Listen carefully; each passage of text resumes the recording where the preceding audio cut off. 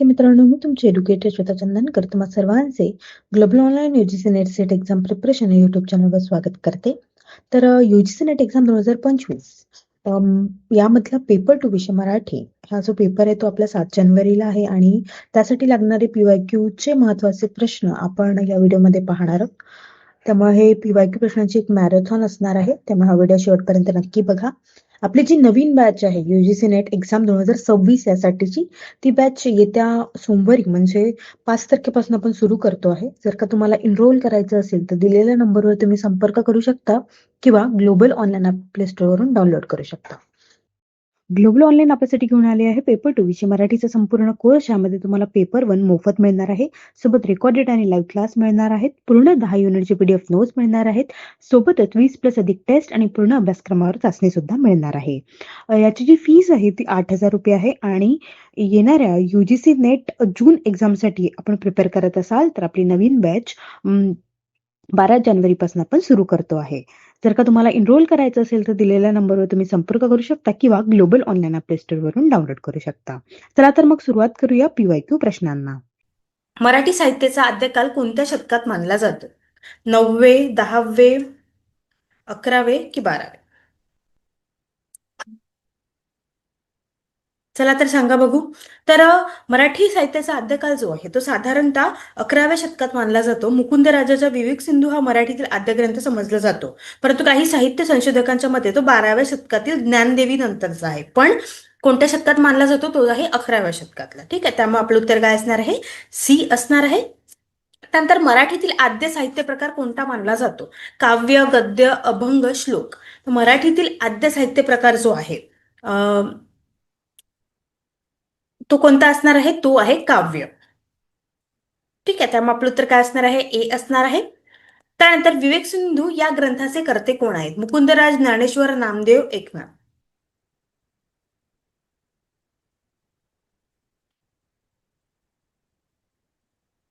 तर विवेक सिंधू या ग्रंथाचे कर्ते कोण आहेत? ते आहेत मुकुंदराज. ठीक आहे, तर मुकुंदराज यांनी विवेक सिंधू हा ग्रंथ लिहिलेला आहे. हा आद्य ग्रंथ आहे आणि 1110 शके म्हणजे इसवी सन 1188ला ते त्यांनी रचलेलं आहे. 18 अध्याय आहे त्यामध्ये आणि अद्वैत वेदांतावर निरूपणात्मक विवेचन त्यांनी केलेलं आहे. ठीक आहे, त्यामुळे आपलं उत्तर काय असणार आहे? ए असणार आहे. त्यानंतर मराठीतील पहिला ग्रंथकार म्हणून कोणाला ओळखले जाते? ज्ञानेश्वर, मुकुंदराज, नामदेव, चक्रधर. तर मराठीतील पहिला ग्रंथकार म्हणून मुकुंदराज यांना ओळखले जाते. ठीक आहे, त्यामुळे आपलं उत्तर काय असणार आहे? बी असणार आहे. विवेक सिंधू हा त्यांचा पहिला ग्रंथ आहे. त्यानंतर भक्ती चळवळीचा मुख्य उद्देश कोणता आहे? राजकीय बदल, सामाजिक समता, धार्मिक सत्ता, सौंदर्य निर्मिती. तर भक्ती चळवळीचा मुख्य उद्देश काय असला पाहिजे? सामाजिक समता असला पाहिजे. त्यानंतर वारकरी संप्रदायाचा पाया कोणी घातला? ज्ञानेश्वर, नामदेव, चक्रधर, एकनाथ. तर वारकरी संप्रदायाचा पाया कोणी घातलेला आहे? तो घातलेला आहे चक्रधर स्वामी यांनी. ठीक आहे, तर संत ज्ञानेश्वरांनी वारकरी संप्रदायाचा पाया रचला ज्ञानेश्वरांनी, चक्रधर स्वामींनी. ठीक आहे, आणि संत तुकारामांनी त्यावर कळस चढवण्याचे काम केले. आपलं उत्तर काय असणार आहे? सी असणार आहे. त्यानंतर ज्ञानेश्वरी हा ग्रंथ कोणत्या भाषेत आहे?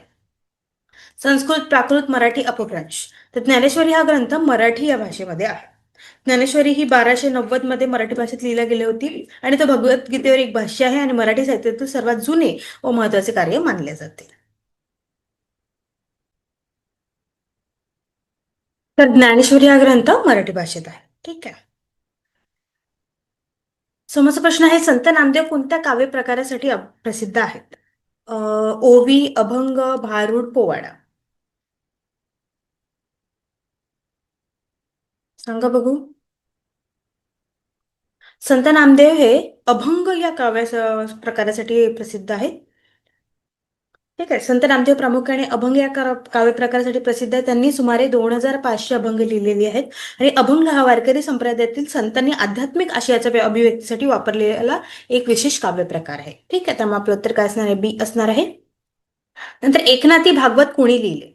एकनाथी भागवत एकनाथांनी लिहिले, आपल्याला माहितीच आहे सगळ्यांना. हा ग्रंथ वारकरी संप्रदायासाठी आधारभूत असून संस्कृतमधील मद भागवत गीताच्या 11व्या कधावरील मराठी टीका आहे. ठीक आहे, एकनाथी भागवत हे एकनाथ महाराजांनी लिहिलेले आहे, त्यामुळे आपलं उत्तर असणार आहे सी.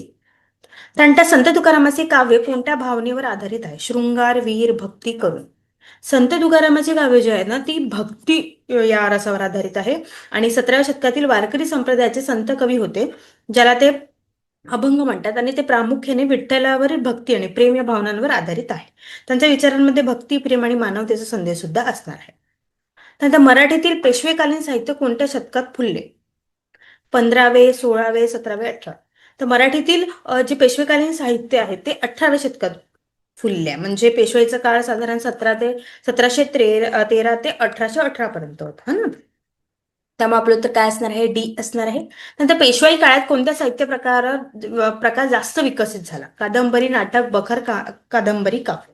तर पेशवाई काळात बखर जे साहित्य प्रकार आहे तो विशेष विकसित झालेला आहे. कारण बखरीमध्ये ऐतिहासिक घटना, लढाई आणि तत्कालीन राजकीय व सामाजिक परिस्थितीचे वर्णन आढळते. आणि हा प्रकार मराठा साम्राज्याच्या इतिहासाचा एक महत्वाचा स्रोत होता. ठीक आहे, त्यामुळे आपलं उत्तर असणार आहे सी. नंतर सभासद बखर कोणाशी संबंधित आहे? शिवाजी महाराज, संभाजी महाराज, शाहू महाराज, बाजीराव पेशवे. तर सभासद बखर जे आहे किंवा श्री शिव प्रभूचे चरित्र हे जे आहे ते छत्रपती शिवाजी महाराज यांच्या चरित्रावर आधारित आहे. आणि ही बखर शिवाजी महाराजांचे पुत्र छत्रपती राजाराम महाराज यांच्या इच्छेनुसार कृष्णाजी अनंत सभासद यांनी 1697 मध्ये लिहिलेली आहे. ठीक आहे, त्यामुळे उत्तर काय असणार आहे? ए असणार आहे. नंतर आधुनिक मराठी साहित्याची सुरुवात कोणत्या घटनेशी जोडली जाते? इंग्रज सत्ता, मुद्रण यंत्राचा प्रसार, शिक्षण सुधारणा की समाज सुधारणा. तर आधुनिक मराठी साहित्याची सुरुवात जी आहे ते मुद्रण यंत्राचा प्रसार या घटनेशी जोडली जाते. कारण या प्रसारामुळेच मोठ्या प्रमाणात पुस्तके आणि इतर साहित्य प्रकाशित करणे शक्य झाले, ज्यामुळे साहित्याचा प्रसार झाला आणि नवीन शैली, नवीन लेखन शैली, विचारांना चालना मिळालेली आहे. त्यामुळे आपलं उत्तर काय असणार आहे? बी असणार आहे. कारण मराठीतील पहिली कादंबरी कोणती? राधा माधव, विलास चंपू, यमुना पर्यटन, मंजू घोषा की पद्मावती. तर मराठीतील पहिली कादंबरी कोणती आहे? यमुना पर्यटन. तर यमुना पर्यटन ही बाबा पदमजी यांनी लिहिलेली कादंबरी मराठीतील पहिली कादंबरी मानली जाते. ही कादंबरी 1857 साली प्रकाशित झाली आहे. आणि काही या कादंबरीत हिंदू समाजातील विद्वांच्या स्थितीवर प्रकाश टाकलेला आहे. काही अभ्यासकाच्या मते म्हणजे लक्ष्मणशास्त्री हळबे यांनी मुक्तमाला 1861 मध्ये मराठीतील पहिली कल्पित गोष्ट ठरते. त्यामुळे या विषयावर अभ्यासकांमध्ये दुमत आहे. पण मराठीतील पहिली कादंबरी कोणती असणार आहे? यमुना पर्यटन. कथा व लोकगीते यांचा उगम कशातून होतो? लिखित परंपरा, मौखिक परंपरा, शालेय शिक्षण की धार्मिक ग्रंथ. तर एकंदरीत लोककथा आणि लोकगीते यांचा उगम मौखिक परंपरेतून होतो, जे पिढ्याने पिढ्या चालत आलेलं आहे. हे तर एकंदरीत लोकसाहित्याचे प्रकार आहेत आणि त्यांचं मुख्य आधार मौखिक परंपरा आहे. कथा आणि गीते सुरुवातीला लिखित स्वरूपात नव्हत्या, त्यामुळे त्या तोंडी सांगल्या जायच्या किंवा गायल्या जायच्या. त्यातूनच याचा उगम झालेला आहे. त्यामुळे आपलं उत्तर काय असणार आहे? बी असणार आहे. त्यानंतर रूपवादी समीक्षा कशाकडे दुर्लक्ष करते? भाषा शैली, संरचना, सामाजिक संदर्भ की प्रतिमा. रूपवादी समीक्षा जी आहे ती सामाजिक संदर्भ याच्याकडे दुर्लक्ष करते. ठीक आहे, त्यामुळे आपलं उत्तर काय असणार आहे? सी असणार आहे. त्यानंतर लेखकाचा मृत्यू ही संकल्पना कोणत्या समीक्षा प्रवाहात येते? समाजवादी, रूपवादी, उत्तर संरचनावादी की ऐतिहासिक. तर लेखकाचा मृत्यू ही संकल्पना जी आहे ती उत्तर संरचनावादी या समीक्षा प्रवाहात येते आहे. लेखकाचा मृत्यू ही संकल्पना प्रामुख्याने उत्तर सरसवादी म्हणजे पोस्ट स्ट्रक्चरलिझम समीक्षा प्रवाहात येते. आणि फ्रेंच साहित्यिक आणि समीक्षक रोलॅंड बार्थेस यांनी 1968 मधील त्यांच्या निबंधात ही संकल्पना मांडली होती. या सिद्धांतानुसार एखादा मजकूर लिहिला गेला की वाचकाने त्या मजकुराचा अर्थ लावताना लेखकाचा हेतू, जीवन आणि मतांचा विचार करू नये. मजकुराचा अर्थ वाचकाच्या वाचनावर अवलंबून असतो, लेखकावर नाही, असे त्यांचे मत होते. ठीक आहे. वाचक प्रतिसाद सिद्धांत कशावर भर देतो? लेखक, ग्रंथ, वाचक, समाज. तर वाचक प्रतिसाद सिद्धांत जे आहे ते साहित्याचा अर्थ केवळ लेखकाच्या हेतूमध्ये किंवा ग्रंथाच्या संरचनेमध्ये नसून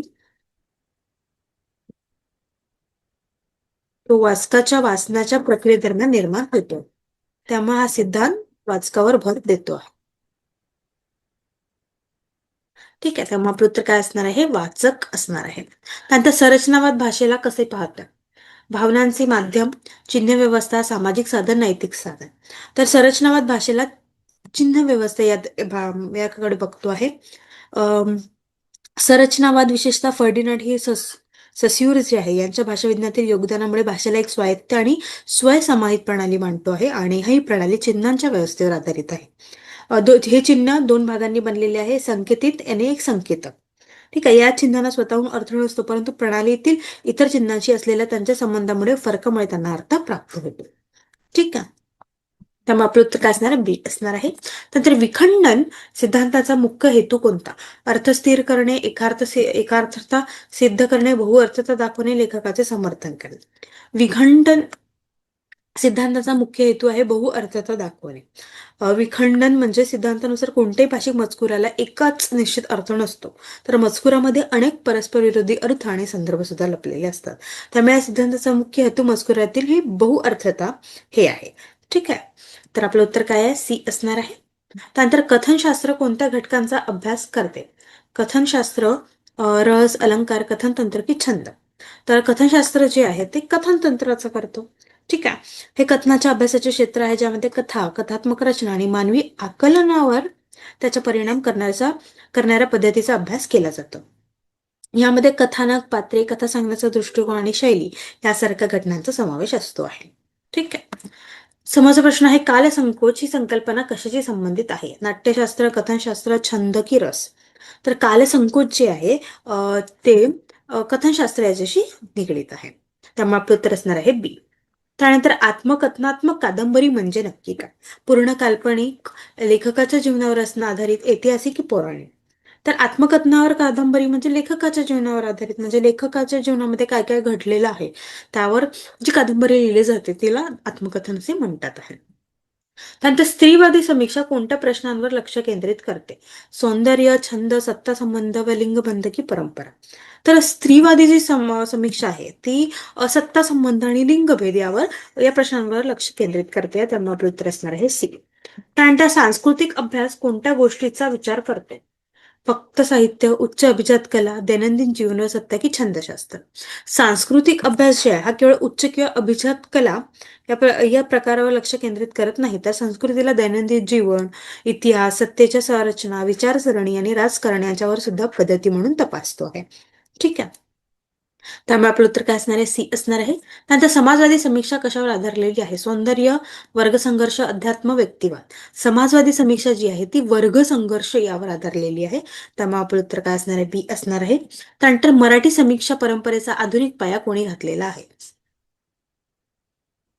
मर्ढेकर, नेमाडे, विष्णूशास्त्री किंवणकर की लोकहितवादी? तर हा, तर मराठी समीक्षा परंपरेचा आधुनिक पाया शास्त्री चिपळूणकर यांनीच केलेला आहे आणि त्यांना आधुनिक मराठी गद्याचे जनक सुद्धा म्हणून ओळखले जातात. आधुनिक मराठी गद्याचा एक अधिक प्रभावी प्रकार त्यांनी सादर केलाय जो त्यांच्या आधी अर्ध्या शतकाहून अधिक काळ विकसित होत होता आणि ते एक निबंधकार, लेखक, पत्रकार आणि देशभक्त सुद्धा होते. ग्रामीण साहित्य आणि लोकसाहित्य यातील मुख्य फरक काय? भाषा, विषय, लेखकाची जाणीव की रस?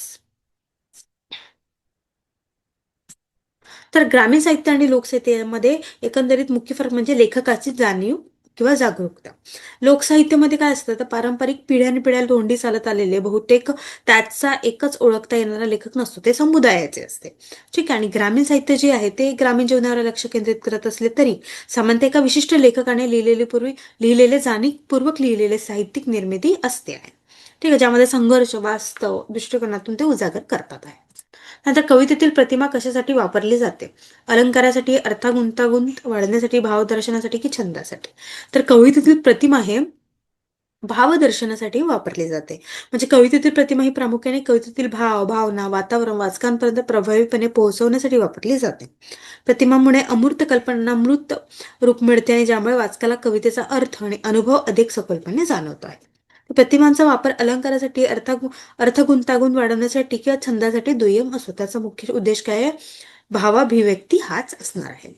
नंतर नाटकातील संघर्ष हा कशाचा पाया आहे? संवाद, पात्र, नाट्यक्रिया की नेपथ्य? तर नाटकातील संघर्ष जे आहे हा नाटकाचा प्राण आहे. ठीक आहे, त्यामुळे नाट्यक्रिया हे त्याचा पायाभूत घटक आहे. नंतर शोकांतिका कोणत्या रसावर आधारित असते? करुण, वीर, रौद्र, भयानक? तर शोकांतिका ही करुण रसावर आधारित असते. ठीक आहे, नंतर नाट्यशास्त्र ग्रंथात रसाची संख्या किती सांगितलेली आहे? 8, 9, 10, 11. तर नाट्यशास्त्र ग्रंथात रसाची संख्या सांगितलेली आहे 8. ठीक आहे, ज्यामध्ये शृंगार, हास्य, करुण, रौद्र, वीर, भयानक, बिभिस्त आणि अद्भुत अशा पद्धतीने सांगितलं. 9वा रस हा शांतता असं सांगितलंय, पण नंतरच्या काळात अभिनव गुप्ते यासारख्या विद्वानांनी तो जोडलेला आहे. ग्रामीण साहित्य आणि लोकसाहित्य यातील फरक काय आहे? भाषा, विषय, लेखकाची जाणीव की रस. तर एकंदरीत काय असतं, ग्रामीण साहित्य जे आहे ती लेखकांच्या जाणीवांवर असते ना. आणि लोकसाहित्य जे आहे ते कसं असतं, परंपरेनुसार पिढ्यानुसार आलेलं साहित्य असतं, त्यामुळे ते समूहाचं साहित्य असतं. ग्रामीण साहित्यात लेखकाचे वास्तव दर्शन ते सुद्धा असतात आहे. ठीक आहे, त्यामुळे आपलं उत्तर काय असणार आहे? सी असणार आहे. नंतर कवितेतील प्रतिमा कशासाठी वापरल्या जातात? अलंकारासाठी, अर्थात गुंतागुंत वाढवण्यासाठी, भावदर्शनासाठी की छंदासाठी? तर कवितेतील प्रतिमा ज्या आहेत त्या भावदर्शनासाठी वापरल्या जातात, त्यामुळे आपलं उत्तर काय असणार आहे? सी असणार आहे. त्यानंतर नाटकातील संघर्ष हा कशाचा पाया आहे? संवाद, पात्र, नाट्यक्रिया की नेपथ्य? नाटकातील संघर्ष जो आहे हा नाट्यक्रियेचा पाया आहे. ठीक आहे, त्यामुळे संघर्षामुळे कथानकात उत्कंठा आणि नाट्यमय तणाव निर्माण होतो, ज्यामुळे नाटक प्रेक्षकाचे लक्ष वेधून घेते. ठीक आहे, नाटकातील संघर्ष कशाचा पाया आहे? हा नाट्यक्रियेचा. त्यामुळे आपलं उत्तर काय असणार आहे? सी असणार आहे. नंतर शोकांतिका कोणत्या रसावर आधारित असते? करुण, वीर, रौद्र, भयानक? तर शोकांतिका जी आहे ती करुण रसवर असते. ठीक आहे, त्यामुळे आपलं उत्तर काय असणार आहे? ए असणार आहे. त्यानंतर नाट्यशास्त्र ग्रंथात रसाची संख्या किती सांगितलेली आहे? 8, 9, 10, 11. नाट्यशास्त्र ग्रंथात रसाची संख्या 8 सांगितलेली आहे. शृंगार, हास्य, करुण, रौद्र, वीर, भयानक, विभिस्त आणि अद्भुत. आणि शेवटच्या याच्यामध्ये अभिनव गुप्तांनी 9वा सांगितलं होतं, तो आहे शांतता, 9वा रस. ठीक आहे, नवरस अशी संकल्पना नंतर उदयास आलेली आहे ती. पण आता आपलं उत्तर काय असणार आहे? ए असणार आहे. त्यानंतर नवलेखन ही संकल्पना कशाशी निगडीत आहे? परंपरा, प्रयोगशीलता, भक्ती, इतिहास? तर नवलेखन जे आहे ते प्रयोगशीलता या संकल्पनाशी निगडीत आहे. कारण नवलेखन हा मराठी शब्द आहे ज्याचा अर्थ नवीन लेखन किंवा नवीन साहित्य असा होतो. ही संकल्पना प्रामुख्याने साहित्यातील आधुनिकतावाद किंवा प्रयोगवादाशी संबंधित आहे, जी पारंपरिक नियमाचे किंवा ऐतिहासिक कथांचे काटेकोरपणे पालन करण्याऐवजी नवीन कल्पना, स्वरूप आणि सर्जनशील अभिव्यक्तीवर लक्ष केंद्रित केली जाते. ठीक आहे, नंतर समकालीन साहित्य म्हणजे नक्की काय? भक्तिकालीन, मध्ययुगीन, आजच्या काळाशी निगडीत की पौराणिक? तर समकालीन म्हणजे आजच्या काळाशी निगडीत,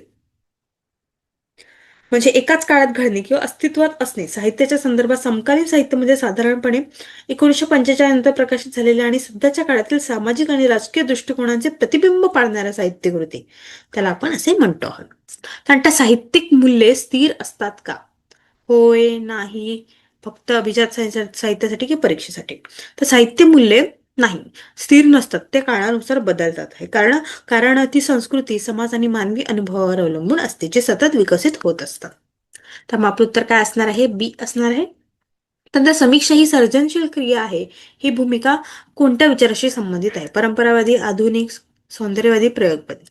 समीक्षा ही सर्जनशील क्रिया आहे, ही भूमिका आधुनिक या विचाराशी संबंधित आहे. कारण समीक्षा ही सर्जनशील क्रिया आहे, सौंदर्यवादी विचारांशी संबंधित आहे ती. समीक्षा ही सर्जनशील क्रिया ती सौंदर्यवादी आहे, आधुनिक नाही. ठीक आहे, तर सौंदर्यवादी दृष्टिकोनातून कलेचे अंतिम उद्देश सौंदर्य निर्मिती हेच असते आणि समीक्षा ही त्या सौंदर्याचा आस्वाद घेण्यासाठी आणि त्याचे मूल्यमापन करण्याची एक सर्जनशील प्रक्रिया आहे. ठीक आहे, समीक्षा केवळ नियमावर आधारित नसून ती स्वतः एक कलात्मक अनुभव आणि निर्मिती मानली जाते. आपलं उत्तर काय असणार आहे? सी असणार आहे. त्यानंतर साहित्याचा अर्थ अंतिम नसतो, ही भूमिका कोणत्या सिद्धांताशी संबंधित आहे? रस, ध्वनी, उत्तर संरचनावाद, अलंकार? साहित्याचा अर्थ अंतिम नसतो, ही भूमिका उत्तर संरचनावाद सिद्धांताशी संबंधित आहे. कारण साहित्याचा अर्थ हे जे मजकुराचा एकच निश्चित अर्थ नसतो, हा ना. त्याऐवजी त्याचे असं अर्थ आहे की प्रवाही, अस्थिर आहे. वाचकाचा अर्थ लावण्यावर आणि मजकूर कोणत्या संदर्भात वाचला गेला याच्यावर सुद्धा अवलंबून असते. त्यामुळे आपलं उत्तर काय असणार आहे? सी असणार आहे. त्यानंतर लोकनाट्य प्रामुख्याने कशासाठी वापरले जाते? शुद्ध मनोरंजन, धार्मिक विधी, समाज प्रबोधन, राजधर्म?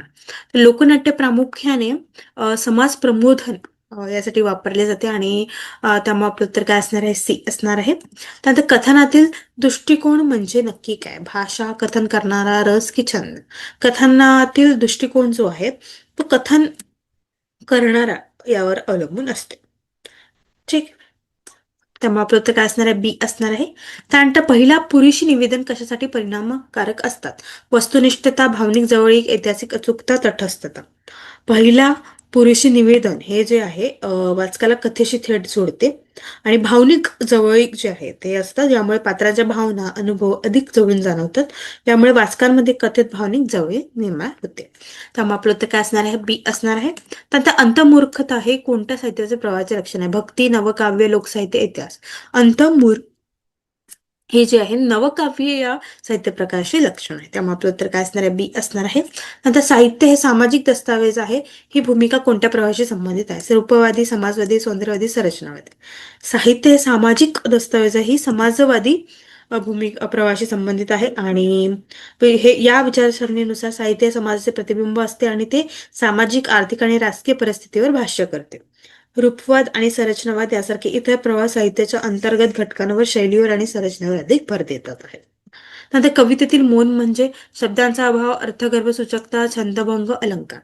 कवितेतील मौन म्हणजे काय? ते एकंदरीत शब्दांचा अभाव, अर्थगर्भ, सूचकता जे आहे ते कवितेतील मौन आहे. मौन म्हणजे काय? तर शांतता, शब्दांचा अभाव. परंतु कवितेच्या संदर्भात मौन म्हणजे केवळ शांतता नव्हे, तर ते बोलतानाही खूप काही सांगणे आहे ना. शब्दांशिवाय किंवा कमी शब्दातून गहन अर्थ व्यक्त करणे किंवा कवितेमध्ये जेव्हा एखादा कवी मौन साधतो तेव्हा तो वाचकाला त्यानं बोललेल्या भागावर विचार करण्यास काय करतो? प्रवृत्त करतो. ठीक आहे. त्यामुळे उत्तर काय असणार? अर्थगर्भ, सूचकता. अभिजात साहित्याचे मुख्य गुण कोणते? लोकप्रियता, कालातीत मूल्य, साधी भाषा, करमणूक.